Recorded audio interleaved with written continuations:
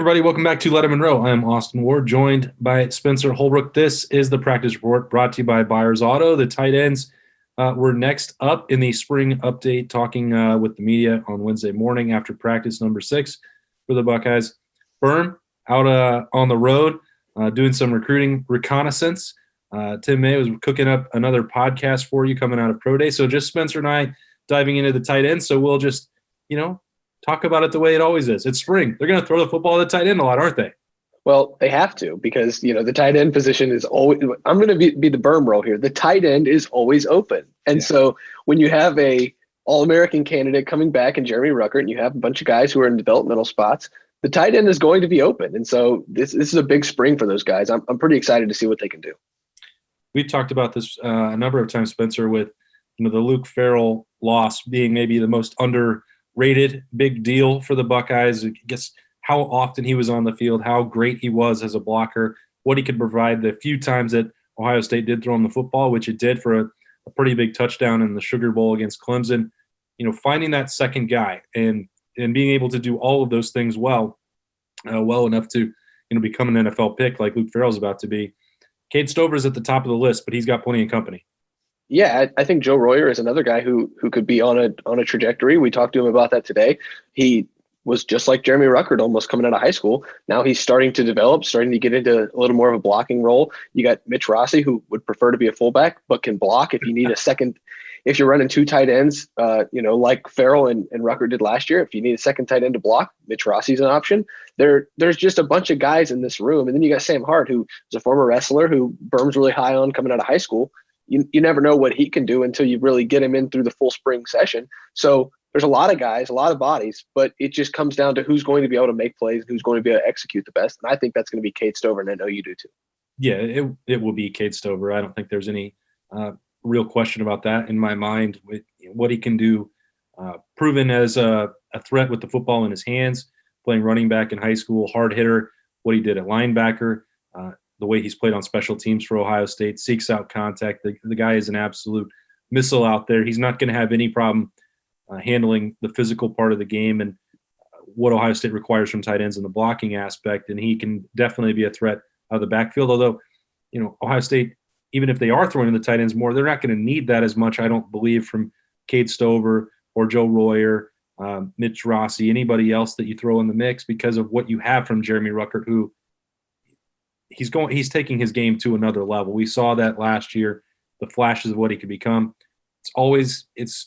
It's never going to happen that he's going to catch 60 passes, and he's not going to be used as frequently as Kyle Pitts may have been at Florida. That's just not the way Ohio State's offense works. Could he do that?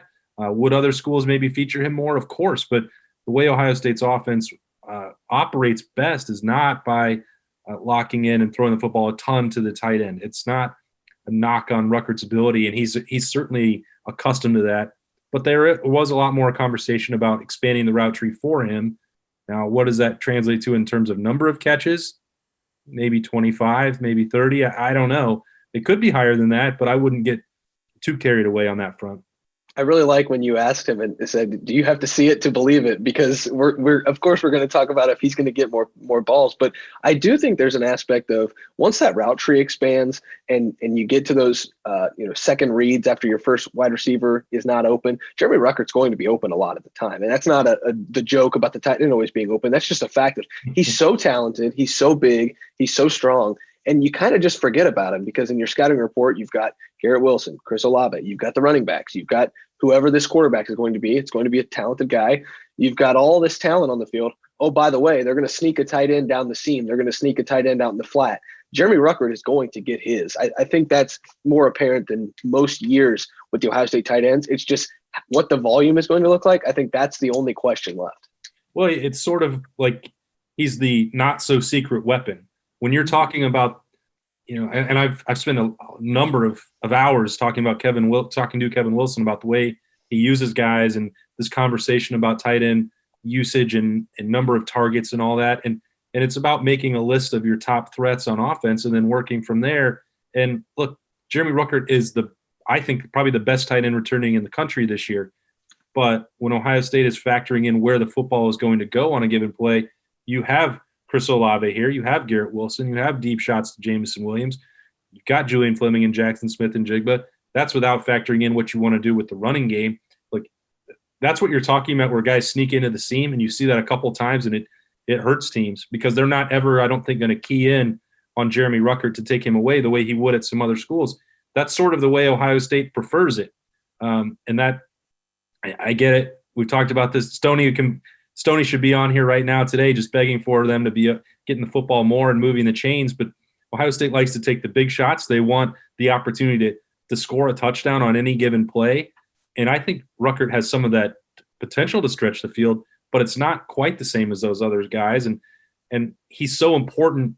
What he and Luke Farrell did as that tandem blocking, I think back a number of times on Buckeye Q, especially when Luke Farrell did it with Stoney as well. We look back at those plays against Michigan State where they went with the 12 personnel, they're side by side, locked into the formation and collapsing aside, letting Trey Sermon and Justin Fields run wild on that right side. Hey, that's extremely important to Ohio State's offense, and that's also what you're talking about with, is Cade Stover going to do that? I mean, even Corey Rao, the graduate transfer walk-on, we saw a clip of him the other day, hand in the dirt and out there being with one of the starters and doing some of that blocking. We know Mitch Rossi can handle that. That shouldn't be diminished. I think that gets so caught up in catches that it overshadows the important work that those guys do for the running game. Well, you see other programs around the country, especially we always talk about tight end, and now it comes to Kyle Pitts in Florida. And he makes all those sexy plays and going up over the top of cornerbacks and linebackers and making them look silly. But then Jeremy Ruckert makes an entire defensive line look silly, collapsing it down. Trey Sermon's off 65 yards for a touchdown. I think Jeremy Ruckert showed more in the run blocking game last year that we needed to see out of him than he did in the pass catching. We knew he could catch passes. He was the number one tight end in the country coming out of high school for a reason, because he was a receiving threat. Now that he's completely transformed his game to being he is massive, a running blocking threat, I think that opens up the offense in ways that him catching the ball doesn't even accomplish. So I think that's where you'll see another level of him this year, where normally he and Luke Farrell would collapse down a defensive line. I think he may be able to do that and only need a little bit of help with that this year. It's also pretty fascinating to watch that development for Joe Royer. He obviously didn't get the freshman year that he envisioned. Cade Stover didn't get that transitional year the way he envisioned. We know all the complications. We don't have to rehash all that, but just listening to the way Joe Royer talked, it's like going through the Jeremy Ruckert process all over again. You and I both asked him about that. It's like, here we go again with a guy who can split out, is a threat down. That helped him in the rankings. It's much easier to evaluate, those tight ends when they catch the football. That's, it's going to take years to become a really good blocker for most of these guys. Maybe Sam Hart might be an exception there. We'll have to see how that plays out. But to really hold up and be a point of attack blocker the way Ohio State requires, most freshmen are not able to do that. Even second year, that's harder. Jeremy Ruckert struggled with that. He'll tell you how long it took him to get comfortable, what he had to eat, what he had to lift, what techniques he had to use. But now he's been through this exact same thing that Joe Royer's going through, and I think that'll be a real benefit. Yeah, I think when Joe Royer was talking about trying to take on Zach Harrison, you're not going to see a Zach Harrison lined up for you every time you go out on the field.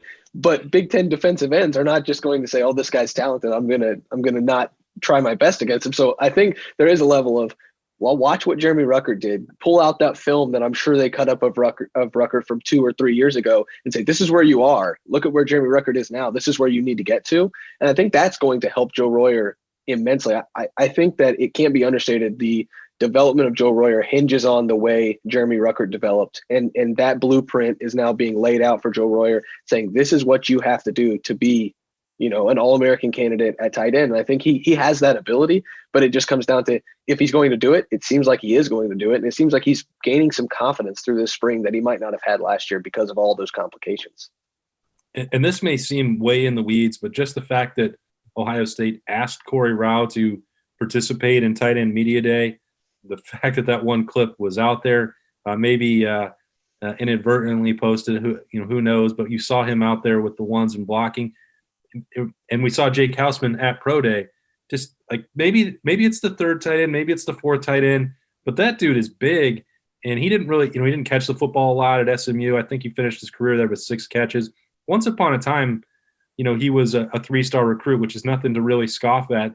It's hard to even reach that level, even if that's not necessarily what Ohio State traditionally recruits. But the point is, he was identified as a talented player who could play at this level, at the Division I level, and now he's had 4 or 5 years to physically grow, plus 12 months now with Mickey Marotti and a normal year to develop with Ohio State.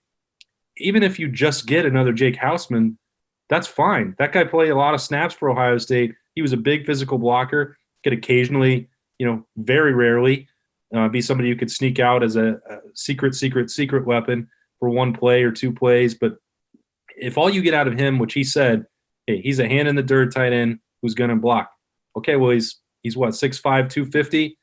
Those guys don't grow on trees, and Kevin Wilson will put him on the field. We know that. Yeah, and if you line him up beside one of these massive houses for tackles that Ohio State has, and then you ask him to collapse the defensive line, that's exactly what they need out of one of these guys. And if Corey Rao can deliver that, there's no reason he can't get on the field. I think you might be onto something with him being there for media day and you seeing him in a clip on the field. He might be a guy that, you just throw out there and say, hey, go block this defensive end, go collapse this defensive line. And he could be a weapon for Ohio State in a way that we won't ever talk about him, but I'm sure Kevin Wilson will give him some praise in the film room after games if he's able to do that. Yeah, still the potential for this to be one of the strongest units on the team, especially when you bring back the best tight end in America and Jeremy Ruckert. Great to get some update on the progress there for the Ohio State tight ends on Wednesday after practice, and then break it down on the practice report, which is, as always, brought to you by Byers Auto. Looking for a new or used car, make sure that you use Byers Auto. That's Spencer Holbrook. I'm Austin Ward. We're going to have full coverage of the Ohio State Buckeyes all year and all through spring at lettermenrow.com. Stay with us.